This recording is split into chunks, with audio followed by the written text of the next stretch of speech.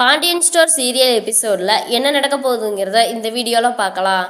அரசிக்கிட்ட வந்து மீனாவும் ராஜியும் கோயிலில் வச்சு பேசிகிட்டு இருக்காங்க. வா அரசி, இந்த தாலியை கலட்டிடு, தயவு செஞ்சு அவன் கூட வாழ்க்கை நடத்தாத, வா நம்ம வீட்டில் எல்லாத்துக்கும் நாங்கள் சொல்லி புரிய வைக்கிறோம், நாங்கள் இருக்கோம், வா அரசி, அவன் இந்த தாலியை கழட்டி அவன் மூஞ்சில் எரிஞ்சிட்டு தயவு செஞ்சு நீ வந்துடு, இந்த வாழ்க்கை உனக்கு வேண்டாம் அப்படின்னு சொல்லி எவ்வளவோ கம்பல் பண்ணுறாங்க.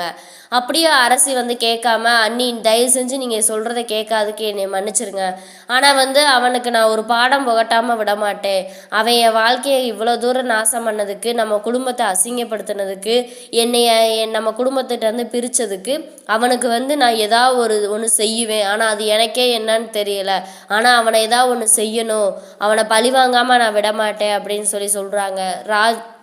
ராஜி மீனாவும் எவ்வளவோ சொல்லி பார்க்குறாங்க, அப்பயும் கேட்கல.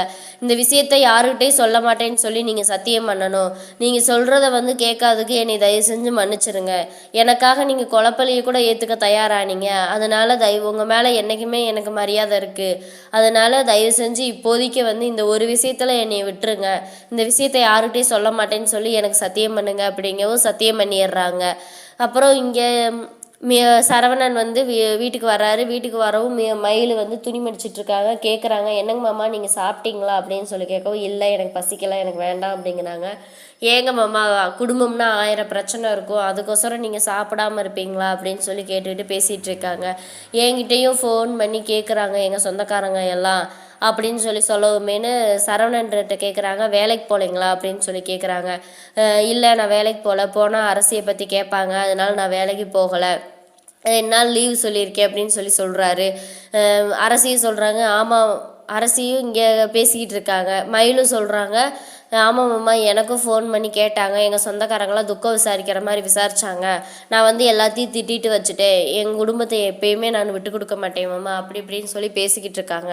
சரவணன் இருந்துக்கிட்டு வேகமாக எழுந்திரிச்சு போகிறாரு. போகும்போது என்னங்க மாமா எங்கே போகிறீங்க அப்படின்னு கேட்கும், நீ துணியெல்லாம் பேக் பண்ணி வை, நம்ம ஒரு இடத்துக்கு போகிறோம் அப்படின்னு சொல்லிட்டு போயிடுறாங்க.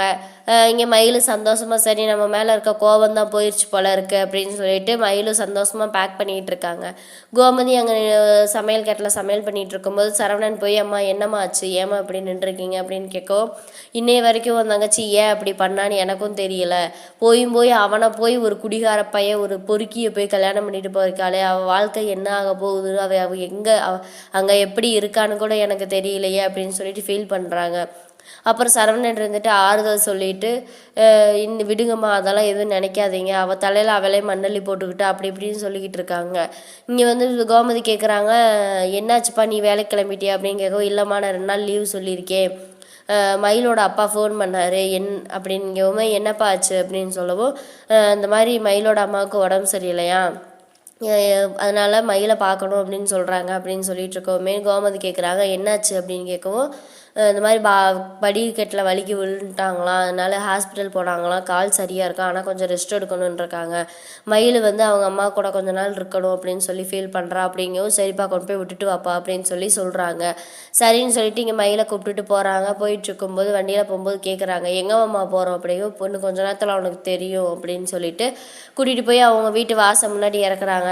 இனிமேல் நீ இங்கே தான் இருக்க போகிற, இனிமேல் வந்து எனக்கு உனக்கு எந்த சம்மந்தமுமே கிடையாது, நீ எனக்கு தேவையில்ல, நீ உன் வீட்டில் இரு, எவ்வளோ போய் சொல்லி எவ்வளோ தூரம் எங்களை ஏமாற்றிருக்கீங்க அப்படின்னு சொல்லவுமேனு, மாமா மாமா மன்னிச்சிருங்க மாமா, தயவு செஞ்சு நான் பண்ணது தப்பு தான் மாமா, அதுக்காக என்னை இப்படி பண்ணிடாதீங்க மாமா, என்னை விட்டுட்டு போகாதீங்க மாமா அப்படின்னு சொல்லி கெஞ்சவுமே சரவணன் இருந்துக்கிட்டு, நீ படித்த காலேஜில் வச்சு உன்கிட்ட என்ன சொன்னேன், உன் விஷயத்தில் வந்து அரசி கல்யாணம் முடியவும் நான் ஒரு முடிவு எடுப்பேன்னு சொன்னேன்ல, இதுதான் நான் எடுக்கிற முடிவு, போ உள்ளே போ அப்படின்னு சொல்லவுமே, மாமா என்னை மன்னிச்சிருங்க, உங்கள் காலில் கூட விழுகிறேன்னு காலில் விழுகிறாங்க. அப்போ வந்து மயிலோட அம்மா அப்பாவும் 2 பேர் வெளியே வந்து, என்னாச்சு, ஏன் மயில் இப்படி காலிலெல்லாம் விழுந்துட்டுருக்க, என்னாச்சு அப்படிங்கவும், என்னங்க குடும்பமாக சேர்ந்து நாடகம் போட்டுக்கிட்டு இருக்கீங்க, தயவு செஞ்சு போயிருங்க, எவ்வளோ பொய் எவ்வளோ பித்தலாட்டம், என்னென்ன கொடுமை பண்ணியிருக்கீங்க அப்படின்னு சொல்லிக்கிட்டு இருக்கோமே, மாப்பிள்ளை தயவு செஞ்சு உள்ளே வந்து பேசுங்க, வாங்க மாப்பிள்ளை அப்படின்னு சொல்லி கூப்பிட்றாங்க.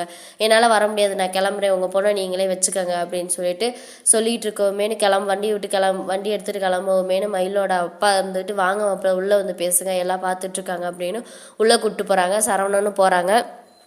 போகவுமேனு சுடர்கிட்ட கேட்குறாங்க.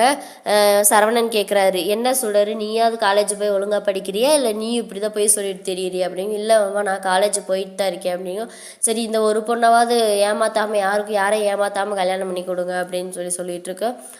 மாப்பிள்ளை நாங்கள் பண்ணது தப்பு தான் மாப்பிள்ளை, எங்கள் சூழ்நிலை அப்படி, நாங்கள் என்ன தான் பண்ணட்டும் நீங்களே சொல்லுங்கள் பார்ப்போம் அப்படின்னு சொல்லவும், இதில் என்னங்க இருக்குது, +2 தான் படிச்சிருக்கா அப்படின்னு சொன்னால் இதோ வேலை முடிஞ்சிருச்சு, இதுக்கு எதுக்குங்க இவ்வளோ போய், நான் மயில்கிட்ட கல்யாணத்துக்கு முன்னாடி எவ்வளோ தூரம் நான் பேசியிருக்கேன், அப்போயாவது உண்மையை சொல்லியிருக்கலாம்ல, நீங்கள் தான் போய் சொல்கிறீங்கன்னா உங்கள் மயிலும் சேர்ந்து தானே துணை நின்றுருக்கா அப்படின்னு சொல்லி மாப்பிள்ளை நாங்கள் பண்ணது தப்பு தான், அதுக்காக எங்கள் பொண்ணை வாழா வெட்டி ஆக்கிடாதீங்க, தயவு செஞ்சு கூட்டிகிட்டு போங்க அப்படின்னு சொல்லி கெஞ்சுறாங்க. சரவணன் தயவு செஞ்சு நீங்கள் அழுகாதீங்க, நீங்கள் அழுதா உங்களுக்கு பாவம் பார்க்க கூட எனக்கு மனசு வர மாட்டேங்குது, தயவு செஞ்சு நீங்கள் நடிக்காதீங்க அப்படிங்கும். சரிங்கம்மா நாங்கள் பண்ணது தப்பு தான், நாங்கள் போய் சொல்லாமல் ஒரு புரோக்கர் சொல்லி தான் நாங்கள் இந்த மாதிரி சொன்னோம் அப்படின்னு சொல்லுவோம். மேலும் மேலும் இன்னும் பொய் சொல்லாதீங்க, இது மட்டும் தான் சொல்லியிருக்கீங்களா, இன்னும் எவ்வளோ பொய்ங்க சொல்லியிருக்கீங்க அப்படின்னு சொல்லி கேட்குறாங்க. மாப்பிள்ளை நாங்கள் பண்ணது தப்பு தான், தயவு செஞ்சு மன்னிச்சிருங்க, எங்கள் பொண்ணை வாழா வெட்டி ஆக்கிறாதீங்கன்னு மறுபடியும் கெஞ்சிக்கிட்டு இருக்காங்க. சரவணன் இதுக்கு மேலே என்ன முடிவு பண்ணுறதுன்னு தெரியாமல் தயவு செஞ்சு உங்கள் பொண்ணை நீங்களே வச்சுக்கோங்கன்னு அவர் வண்டி எடுத்துகிட்டு போயிடுறாரு. மயில் இங்கே அழுதுகிட்டு இருக்காங்க. இதுக்கப்புறம் மயில் எதுவும் தப்பான முடிவு எடுத்துருவாங்களா எடுக்க மாட்டாங்களான்னு அடுத்த வீடியோவில் பார்க்கலாம். இந்த வீடியோ பிடிச்சிருந்தா மறக்காமல் லைக் பண்ணுங்கள், சப்ஸ்கிரைப் பண்ணுங்கள்.